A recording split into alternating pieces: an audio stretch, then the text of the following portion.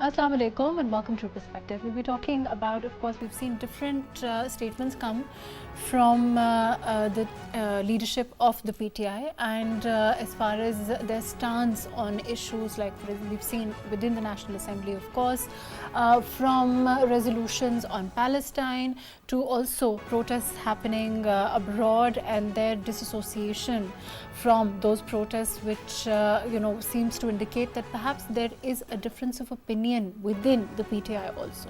We'll be talking about that. We'll also be talking, of course, we're looking at Senate elections, the nominations having been done with. Of course, today was the last day to file papers. We'll be talking about the overall makeup of what we can expect as far as the Senate is concerned, the upper house is concerned, and overall the effects of the kind of interaction, the kind of liaison, the kind of dialogue, if any, we can expect between the opposition and the government henceforth. Now that, of course, the business of governance has, to a large degree, been concluded. All of that today on Perspective. I have with me today DANIYAL SHEIKH, who's a senior analyst. Thank you for being with us today. CHOHAN, who's a senior economist. Thank you for joining us. We will also have ABID SULEHRI, who's an executive director with the SDPI. Thank you for being with us. Before I go on to the rifts within PTI leadership, the different statements that are coming, openly refuting each other, I want to talk a little bit about the economy also, because of course it's a difficult time for Pakistan. There are, of course, the government is trying to get Pakistan back, move towards stability, and of course we are looking at all efforts underway in that direction. So I want to talk a little bit about that. Usman sir, with regard to the economy, one of the foremost considerations as far as the government at this time is, trying to stabilize and of course lower inflation also. Of course, IMF and our review that's pending and our preliminary talks with regard to that. Where do you think we're at this time? I think we're in a much better position than we have been in the last 2 years. And I say that because the IMF is here in town doing a review, and there has been this, you can say, premature jubilation on the Pakistan side, but it is warranted. So perhaps we shouldn't issue any statement saying that things are good, but we should know that the hard work has been done by the caretaker government. In particular, credit goes to them. And right now, in terms of meeting the targets, because it's a complex program with many moving parts, there's a constant to and fro of suggestions. Some suggestions are more politically palatable than others.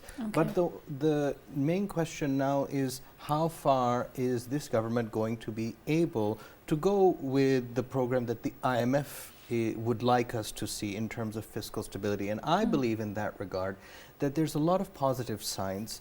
I believe that the global environment is also becoming favorable towards developing countries as a whole, and that includes Pakistan in terms of global energy prices, global inflation, and you should expect recessionary forces to take place in the global economy, which should ease things up. We saw a statement, Usman Sahab, that we're probably looking at perhaps a more comprehensive agreement with the IMF this time with regard to, after the review. Do you think it's going to be a possibility for Pakistan? That seems to be the target. That is correct.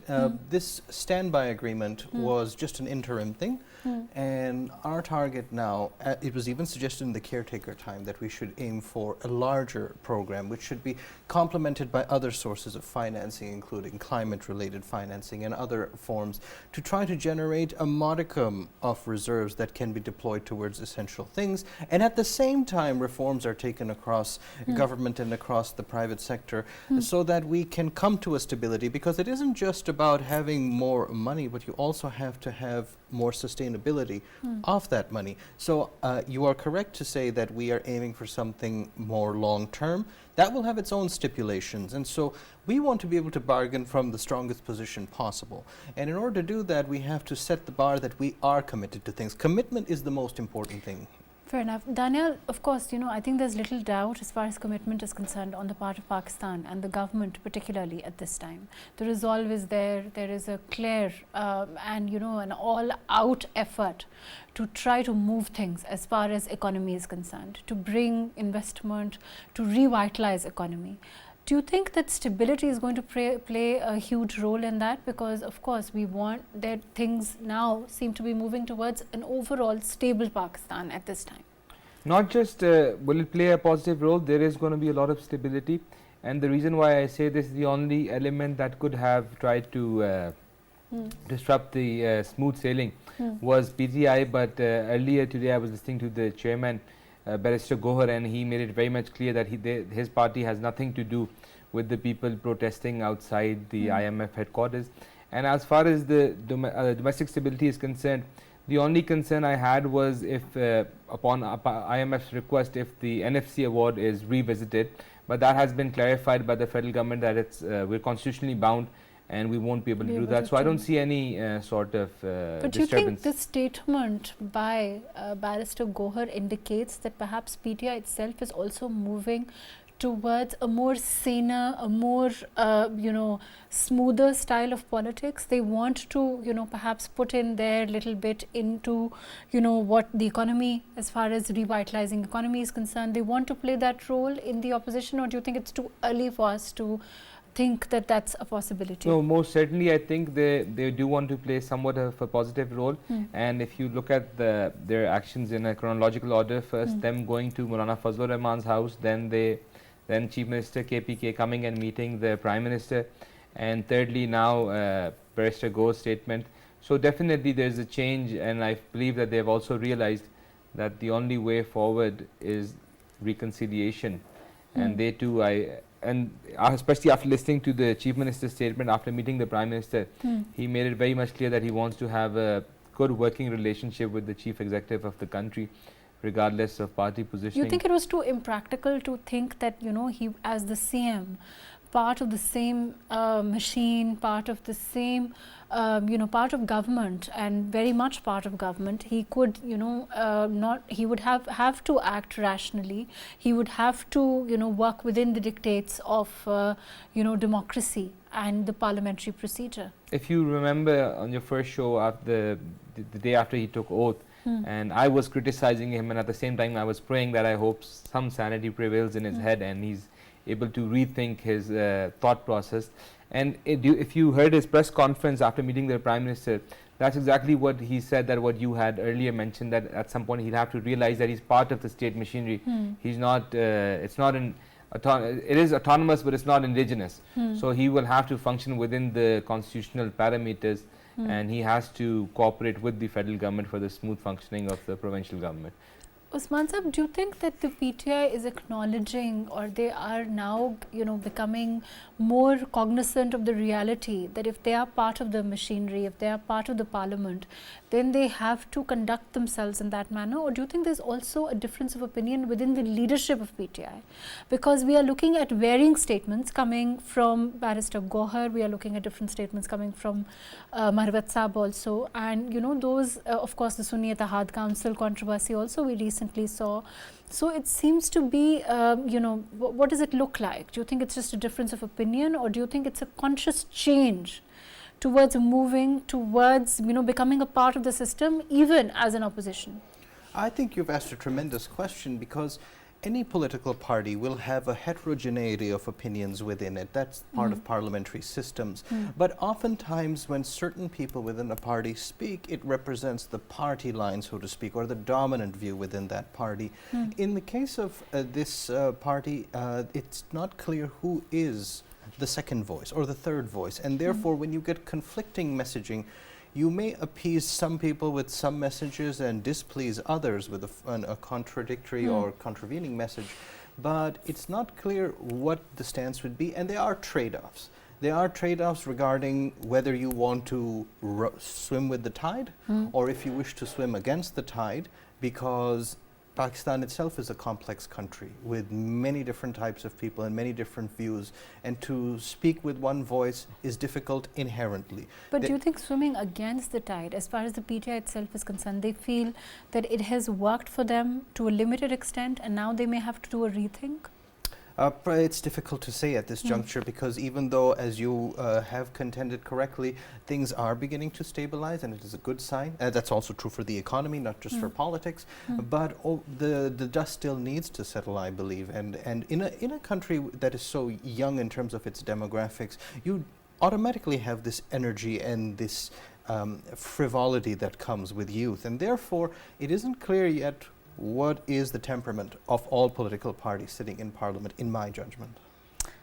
I think that's an interesting statement. I'm going to take Daniyal's view on this. Daniyal, what Usman is saying is, he's saying it's not clear all political parties. And I think that one political party that is, you know, a coalition partner is the PPP. Do you think that, you know, we saw as far as these ordinances were concerned, also there was, you know, the opposing of them, but then also agreeing, you know, with the government at this time. Do you think all political parties are trying to find that kind of, you know, vibe or that kind of a working relationship with each other, whether it's as an opposition, as a coalition partner, or do you think it will vary issue to issue largely? If I try to summarize your question, basically you're trying to say is, will sense prevail? So I'm seeing some sense in PTI. So considering that, the rest of the parties will definitely understand how fragile the economic situation that the current government got when they inherited from the. But we have a PPP which has said that, you know, they are going to support the government. They have also said that they are going to be coalition partners, but they've also said that we are going to let the PMLN take the driving seat as far as the cabinet is concerned. The cabinet positions are concerned, because they feel, according to them, that that is perhaps easier if there is one government, if there is one cabinet which is, you know, from one particular political party, and it becomes easier for overall policy to be, you know, implemented, to be, you know, worked on overall. That is their statement.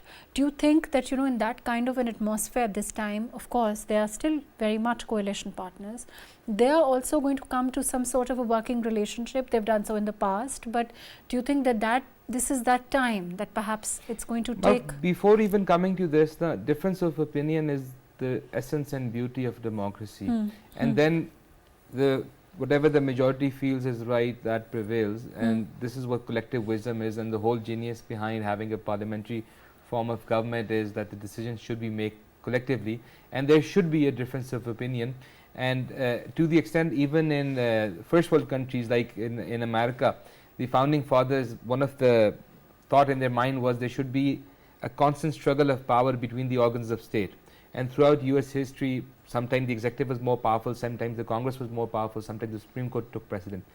So the whole idea behind democracy is there should be a balance of power, and everyone should give their opinion, and then there should be a constructive debate, and then decisions should be made, and that is how democracy functions, and that is how the people will benefit from it. And that's definitely what we're going to see over here, especially considering the fact after the People's Party and PMLN, they wrote the Misaki Jamhuriyat, that memorandum or that document. Before that, all the hardships that they both had faced by not adopting democratic norms, they understood that whatever the damages that the parties and the country had to face. So now I'm quite sure they're going to act differently, and both parties have suffered quite a lot in the past.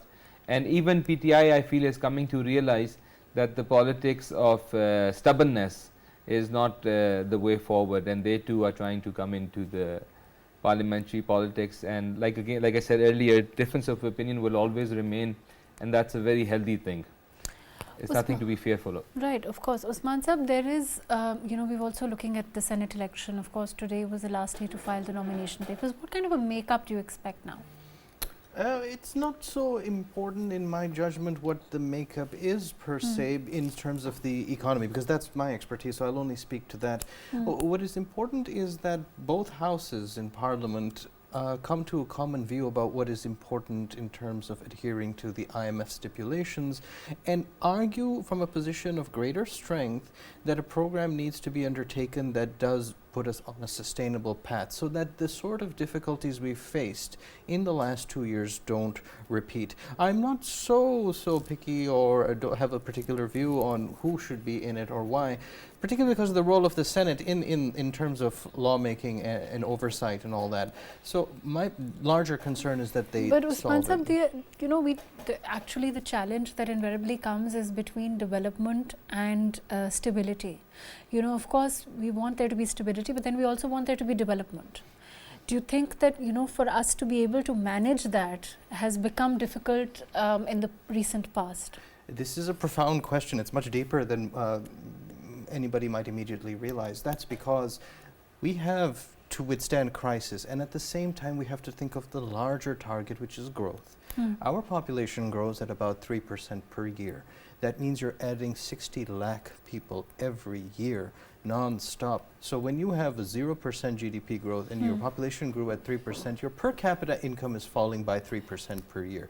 So the graph starts to look like this and decline. And in order for that, you must have at least 7% growth to achieve per capita growth of 4%. This is why growth is the ultimate target. Now, that's where the IMF is telling us that the foundations have to be more robust, particularly in terms of, let's say, how we manage our expenses, how we have a federal-provincial relationship, how we raise revenue. All of these factors point towards, at the moment, not a growth, but at best a defensive position, at best a defensive stance. And this is a deep concern that I think we all share, speaking to your important question. So as far as the government's initiatives are concerned, let me go to Daniel on this. Government, of course, wants to take, and they have indicated again that economy is going to be a priority, and they are going to make sure that they take initiatives in that direction. We are looking at friendly countries also.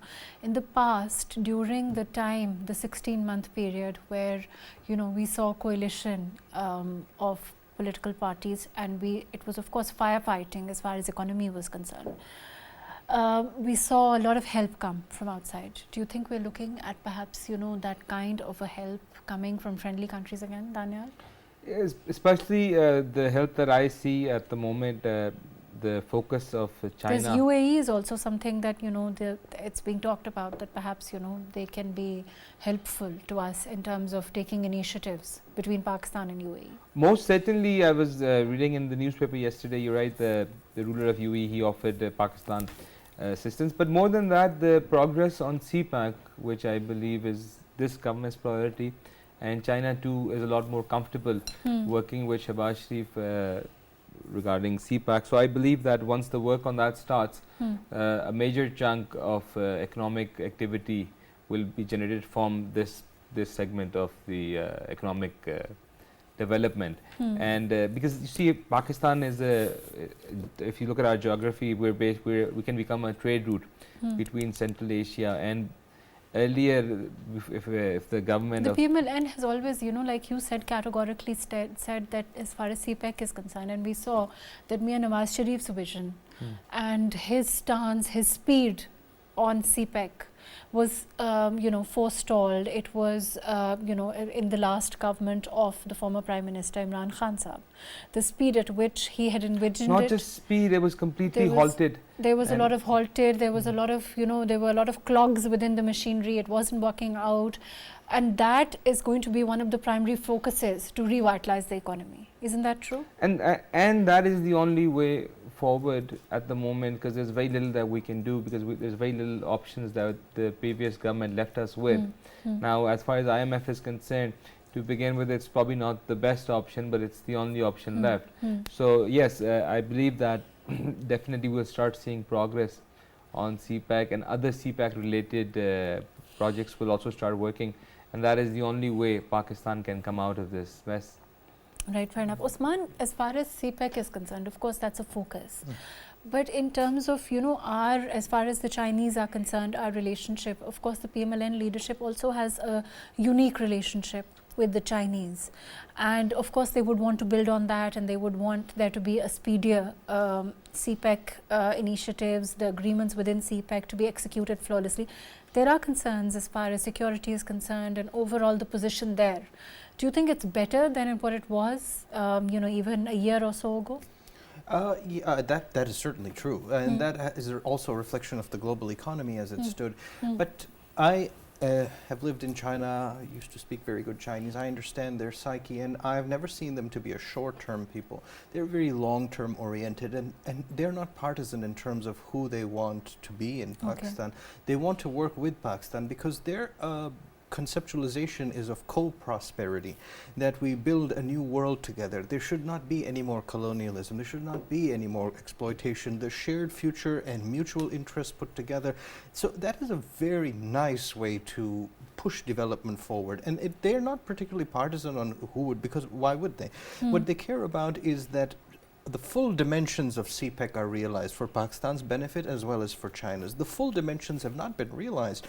An initial infrastructure push in the mid-2010s took place, which was very good. And then, as has been correctly mentioned by my colleague and by you, there was a forestalling.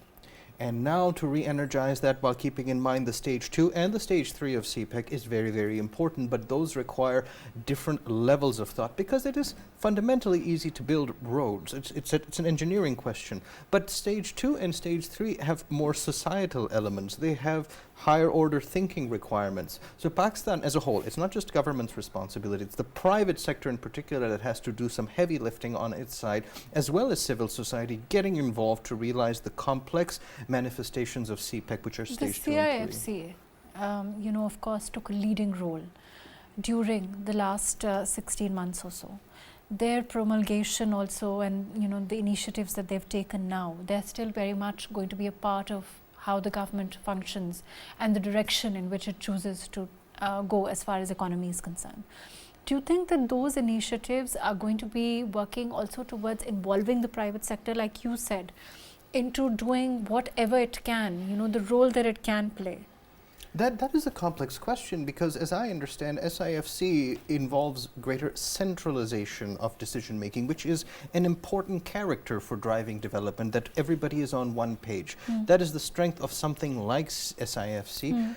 And of course, we have redundancies because ministries are supposed to do the same stuff. So what I would like is for everybody to be on one page and in a less costly way. And for private sector to be involved in this, it has to understand and then propose a relationship vis-a-vis SIFC, because private sector is decentralized by nature, because every single agent in the market is trying to maximize their own interests and will lead to broader capital gains. Now, is that true when you have a centralized decision making for deals? I'm not clear on the centralization versus decentralization dynamic, and I don't know if anybody can answer that one any more lucidly than that. I think I'm going to go to ABID SULEHRI, who is an executive director with SDPI, and perhaps with that question. ABID Sahab, can you hear me? Yes, I can. Thank you. Ji, ABID Sahab, there is, we're talking about, Usman Sahab here is talking about decentralization as far as decision making is concerned versus perhaps decentralization, and whether, as far as the role the CIFC has to play with regard to, the direction in which we can involve the private sector to play its part as far as economy is concerned, and building economy is concerned, and playing that role in their role in terms of getting investment. What kind of a dynamic is that going to be, and what role is it going to play?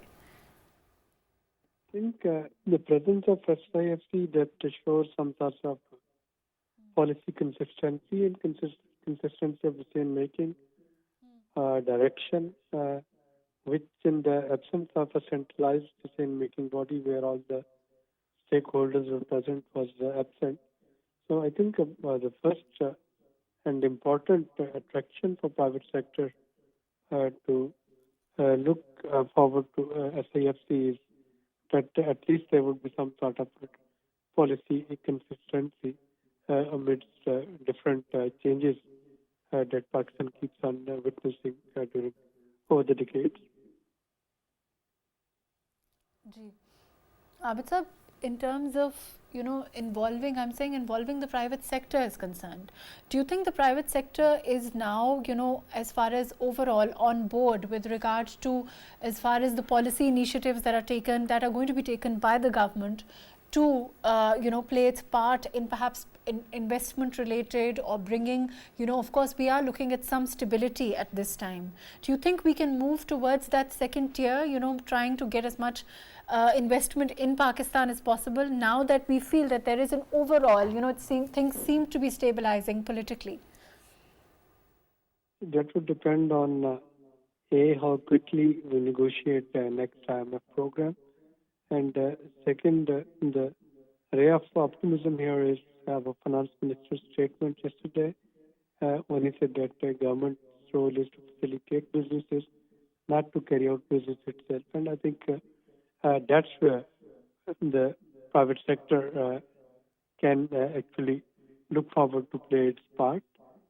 Obviously, in a centralized and policy-heavy atmosphere, it becomes difficult for any private sector to bring in investment. But if the private sector is facilitated, then government job is just to regulate and just to provide ease of doing business and reducing cost of doing business. Obviously, private sector would flourish there. But this is only one dimension. As I said, that the other dimension is how quickly we get a deal from IMF and how quickly these macroeconomic indicators, their stability can be ensured. If that's the case, then of course private sector can flourish. Do you think, in your opinion, how quickly can it be? In your opinion, as far as our negotiations with IMF are concerned, do you think that we are currently on board? Of course, the government says that they are very much on board with regard to those negotiations, and things are going much better than perhaps even expected. What is your overall take on this? I think most of the indicative targets and most of the commitments with the IMF are already met. There are others on which negotiation is going on. And moving forward, it's not only conclusion of current IMF SPA, but also negotiating another IMF program for next 3 to 4 years. And negotiating that program, that may take another couple of months. At least it has to be concluded, everything has to be concluded before next budget, which will be presented in June, first week of June for next fiscal year. But I would also like to remind that this program, it would contain some elements, for example, energy tariff and tariff rationalization, gas tariff rationalization, broadening of tax base. Some of the things which in the short run may not be appreciated by private sector, especially the cost of energy. But in the medium to long term, these measures, they would bring the required macroeconomic stability. And that's where private sector should look forward to, because it would give us some sort of macroeconomic stability from in medium to long-term perspective. And that sort of policy consistency and policy continuity, that would define the playing field for private sector, both domestic as well as international. Right, fair enough. Thank you so much, Abid Sulehi sir. Thank you for time. Before I go to Daniyal, Usman sir, what kind, with regard to the IMF, of course, you heard Abid sir be saying it's going to take a couple of months. We are looking at a program that's going to be for 3-4 years long. Of course, with the government aiming to negotiate that kind of a program, the budget, we're already looking at budget sessions. If you look at the Punjab Assembly, and of course, it's going to come as far as the NA is concerned also. Do you think it's going to, what kind of a budget do you think we can expect? Well, is it going to be very, is it going to depend largely on this agreement or the kind of agreement that we reach with the IMF? Are we going to be looking at more increases? What kind of a budget? Yes, it's something that we should be thinking hard about the June-July season, because you are correctly alluding to the fact that greater pressures may be put to align with IMF targets, raising the rates and so on. At the same time, the political players will want to give some freebies or something to the public, because we're already looking at prices as far as fuel is concerned in some areas to be retained, and they don't want to increase that. Yes, that's correct. So again, they may wish to give some relief in some corners, but their room to maneuver is very limited now, because their overarching pressure now is from the IMF. And so how much can they do in this budget to make ease the burden of the public? It is difficult. I think you're making an important point. And I wouldn't, in budgeting, you never look at just one season. You try to look for a 5-year or 10-year trajectory. And that's where I think the IMF program plays the key role, because it buttresses the core in terms of the foreign exchange reserve. So in this budget, as well as subsequent ones, you will see a limited room to maneuver. Now that requires creativity, and a particular area where I think the questions will start to rise is the relationship between the federating units and the center, because the center is starting to become very hollow by assuming so much burden on behalf of the provinces, and the provinces really need to start taking responsibility and show greater transparency and accountability on the fiscal side, so that the overall fiscal architecture remains coherent. And I think this is the unfinished business of an 18th Amendment that hasn't been done. Now I understand that the Constitution limits how much can be done, but in terms of transfers of liabilities to the province, there is a lot of things that can be done. I'm going to go to Javed Sahab. Daniel, I'll just come back to you. Javed Sahab, can you hear me? Yes, I can. Javed Sahab, of course, with the IMF agreement pending, with as you know, Usman Sahab here also said, there is very little room to maneuver for any government, and were there to be another government in place, then it would be the same, because the economic realities of the country are what they are at this time. Do you think the opposition is going to be giving the government that kind of space? As you rightly pointed out, that space is very little as far as the government is concerned. The budget is approaching, and a space for relief to the common man is quite limited. We have got only $8 billion plus in foreign exchange, and inflation once again is touching 34-35%, which was at about 24%. But with the advent of Ramadan, it has risen very sharply. And most importantly, MAHRUKH, Pakistan has to unlock several external financial supplies. For example, if we conclude an agreement with the IMF in the next month, then we will have to go to United Arab Emirates and Saudi Arabia, Qatar and China as well, certain rollovers, and even we would be looking for some kind of foreign direct investment in our economy as well. So I think as far as relief to the common man, if you're talking about in the sense of relief to the common man, very limited space. If you're talking about running the economy, I think absolutely not possible, because we have got just 2 months reserves. And any government, whether that be Shahbaz Sharif's government or any other political party or coalition, the single point agenda is to conclude a favorable program with the International Monetary Fund. And opposition must realize that at stake is the state of Pakistan, the country and the people, because if you're talking about giving relief to the people of Pakistan, then the only way which leads towards that is through IMF. And no foreign country, commercial lender, bilateral, unilateral, are going to be willing to extend Pakistan any financial support until and unless we agree on certain conditionalities. And one more thing, MAHRUKH, the 3 very important areas which IMF is pressing to put under the tax net is the real estate and the wholesale, the retail and the agriculture sector as well. And that is the point of contention between the current government and the IMF, because the retail sector is the support base of Pakistan Muslim League, and it would be extremely difficult and very painful for the Shahbaz Sharif government to bring the retail under tax net. But as far as the governance cost is concerned, even that is under the scanner, and IMF would be looking towards a certain degree of reduction in the governance cost as well. And austerity, of course, and of course, it's also the first budget. It will be the first budget for this government. Do you think, of course, in that sense, perhaps the government has more room right now, because it's going to be the first year. People, of course, will have that kind of patience, in your opinion. Whatever there is in that sense more maneuverability is politically, no? Mahrukh, it is like between the rock and the hard place for the government, because I don't believe any government would like to give relief to the people. As you rightly pointed out, it is going to be the first government of this coalition government, and PMLN would definitely go for certain kind of a relief, so that they must be viewed as a government which is compassionate and which considers the difficulties and the pains of the common man. But is IMF going to allow that?